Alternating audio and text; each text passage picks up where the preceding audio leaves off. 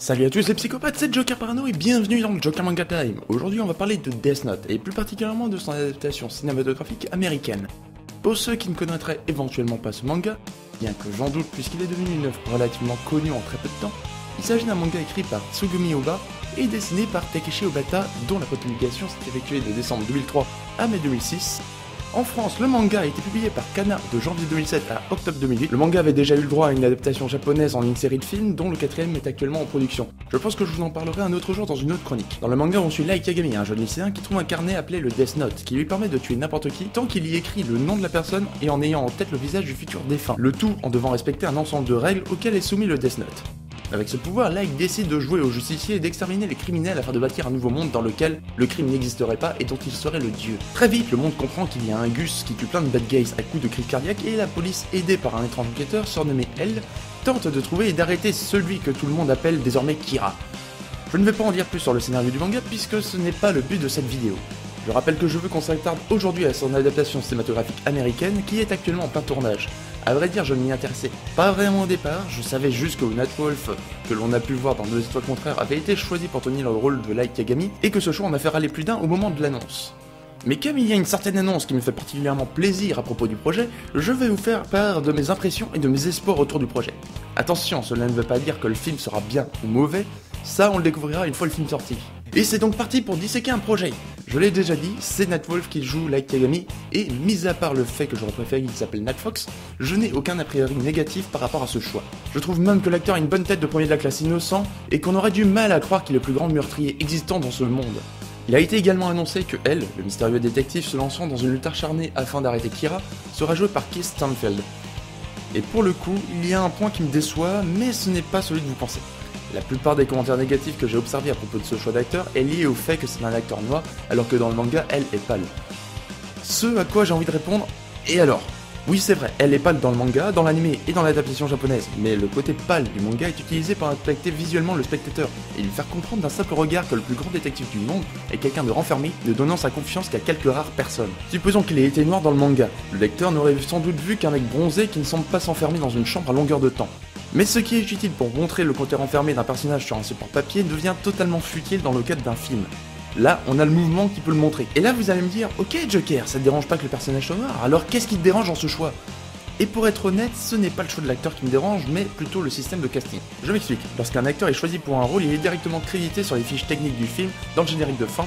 C'est un principe qui est totalement logique, puisqu'il permet de faire reconnaître le travail de l'acteur et de mettre en avant sa filmographie. Ce qui me dérange dans le cas de elle, c'est que l'on perd un peu la surprise du personnage. Dans le manga, elle est presque présentée comme une légende urbaine. Il y a seulement quelques rares inspecteurs à connaître son existence, et c'est seulement parce qu'il comprend que Kira est un adversaire d'une autre pointure que ceux qui l'affrontent habituellement, qu'elle est forcée de révéler son existence au monde entier, le tout en continuant de cacher son identité. C'est seulement plus tard que l'on découvre son visage en même temps que les inspecteurs de police, et encore plus tard qu'il se balade sous une autre identité à visage découvert. Et là, le fait d'avoir le nom et le visage de l'acteur qui interprète elle dans l'adaptation détruit une part du mystère autour du personnage. Bon, après, c'est parce que je me suis intéressé au projet que j'ai su qui interpréterait elle. Faut juste espérer que la fiche du film ne le montre pas comme les japonais l'ont fait. Cependant, cette annonce, certaines photos de tournage et certaines expériences cinématographiques passées me donnent un petit espoir par rapport au mystère autour de elle.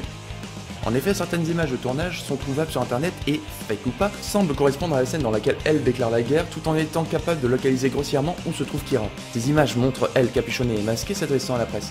Certes, cette image nous montre une certaine distance entre le manga et l'adaptation qui peut ne pas être gênante, mais rappelons-nous de cette scène. Lorsque elle déclare la guerre, il ne le fait pas directement, il utilise un homme de paille se présentant comme elle qui provoque Kira afin que celui-ci le tue en direct. Ce qui permet à elle de définir assez grossièrement où se trouve Kira à partir d'autres observations. Et si l'acteur annoncé pour jouer elle était cet homme de paille ? Il y a peu de chances que ce soit le cas puisqu'il est masqué sur les photos et qu'il semble avoir une démarche correspondant à celle que pourrait avoir elle dans l'œuvre originale, mais ces chances ne sont pas nulles. Surtout si l'on considère des films comme Fight Club, Le Prestige ou Prédestination qui arrivent à cacher volontairement des noms de personnages tout en créditant les acteurs. Et dans le cas de Death Note, ça peut fonctionner, puisque l'on peut observer une américanisation des noms des personnages, en levant tout point de repère par rapport au manga.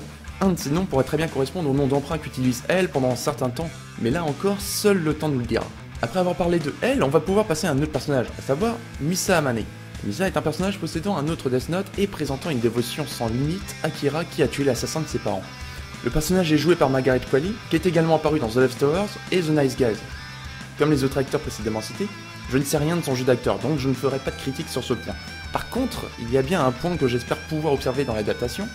J'espère que le personnage sera moins cruche, puisque dans le manga, la dévotion qu'elle montre pour Kira la descend très rapidement au rang de pion complètement idiot au service de Light. Petite explication, Misa possède un œil de dieu de la mort après avoir donné la moitié de son espérance de vie restante. Cet œil lui permet de connaître le nom et la date de mort normale d'une personne en voyant le visage de cette personne. Cela implique qu'elle puisse connaître le nom de elle, ce qui permettra à Kira de gagner. Mais je ne pense pas que ça soit nécessaire de la rendre aussi débile que dans le manga. Surtout qu'elle est loin de l'être au début, puisqu'elle arrive à se débrouiller pour rencontrer Light, même si Light rattrape quelques-unes des erreurs qu'elle a commises. Maintenant attaquons-nous au point qui m'a fait intéresser activement au projet, Ryuk. Bien que Ryuk soit neutre tout au long du manga et qu'il ait l'air d'être le sidekick rigolo de Light, il n'en reste pas moins un élément essentiel sur plusieurs plans. Tout d'abord, c'est le point d'entrée du scénario, l'élément déclencheur de l'histoire, puisque c'est lui qui laisse volontairement tomber son Death Note dans le monde des humains, puisqu'il s'ennuie. En gros, c'est comme un enfant qui shooterait dans une fourmilière pour voir ce qui va se passer. Ensuite, sa neutralité n'est pas anodine. Bien que le spectateur tente de s'identifier à Light ou à elle, c'est Ryuk qui le représente au cours du récit. Et il s'avère que c'est Willem Dafoe qui a été choisi pour incarner ce personnage. Et personnellement, on me dit que Willem Dafoe joue Ryuk, je joue psychologiquement. Mais ça ne m'empêche pas de me poser une certaine question, étant donné que Ryuk sera fait en image de synthèse, tout comme ça avait été fait dans l'adaptation japonaise, est-ce que Willem Dafoe ne fera que doubler le personnage ? Certes, Willem Dafoe est un bon acteur, mais dans le cadre du doublage, tout autre acteur de doublage expérimenté ayant une voix appropriée aurait fait l'affaire. À moins que le film utilise la motion capture, et dans ce cas-là, je rejouis intérieurement. Pour ceux qui ne connaîtraient pas la motion capture, c'est un procédé appartenant à la performance capture, permettant de mettre en image de synthèse les mouvements corporels et les expressions faciales d'un acteur. Ce principe a été utilisé dans plusieurs films comme Tintin et le secret de la licorne, Le Pôle Express ou encore Le Drôle de Noël de Scrooge. Ce principe est également utilisé dans le jeu vidéo. On la retrouve dans Life is Strange, Uncharted ou encore Beyond Two Souls, dans lequel Willem Dafoe a joué, ce qui renforcerait encore plus la pertinence du choix de l'acteur puisque c'est un principe qui ne lui est pas inconnu. La motion capture dans le cas de Death Note permettrait de donner encore plus de puissance au personnage de Ryuk, puisque Willem Dafoe a mine de rien une tête assez marquée et il ne lui faut pas grand chose pour avoir un air cinglé et inquiétant. Ceux qui l'ont connu dans le rôle du bouffon vert dans le Spider-Man de Sam Raimi ou dans tout autre film où les méchants savent de quoi je parle. Ce mec a juste besoin de forcer un sourire pour avoir l'air inquiétant ou cinglé. Et c'est pourquoi j'espère sincèrement voir Ryuk fait en motion capture. Autre question que me fait poser cette adaptation, jusqu'à quel point du manga l'adaptation va aller? Puisqu'un film de 2 heures ne permettrait certainement pas d'aborder tout le scénario. Vont-ils faire plusieurs films comme l'ont fait les japonais? S'arrêteront-ils à la victoire d'un des personnages? Feront-ils un cliffhanger bien putassier? La question restera entière jusqu'à la sortie du film. Je rappelle que je ne juge pas le film avant qu'il ne soit sorti. Ils peuvent nous proposer une autre vision de l'œuvre sans que ce soit mauvais. D'ailleurs, ce serait intéressant de pouvoir observer une certaine distance avec le manga, histoire que l'on ne se dise pas que l'on a vu ce que propose déjà le manga en copier-coller et en moins détaillé.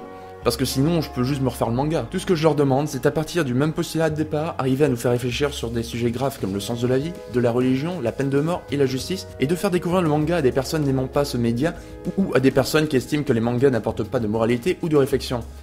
Faudra pas leur dire que c'est adapté d'un manga, mais ça peut le faire. La dissection est terminée pour aujourd'hui, n'hésitez pas vous aussi à me dire vos attentes, espoirs et craintes par rapport au projet dans les commentaires de cette vidéo. Évitez juste de dire que le film va être mauvais parce que c'est les Américains qui adaptent un manga, alors que le seul exemple que vous avez en tête c'est Dragon Ball Evolution. On fera une plus grosse dissection du film une fois qu'il sera sorti. N'oubliez pas de laver vos outils pour la prochaine fois, on risque d'en avoir besoin.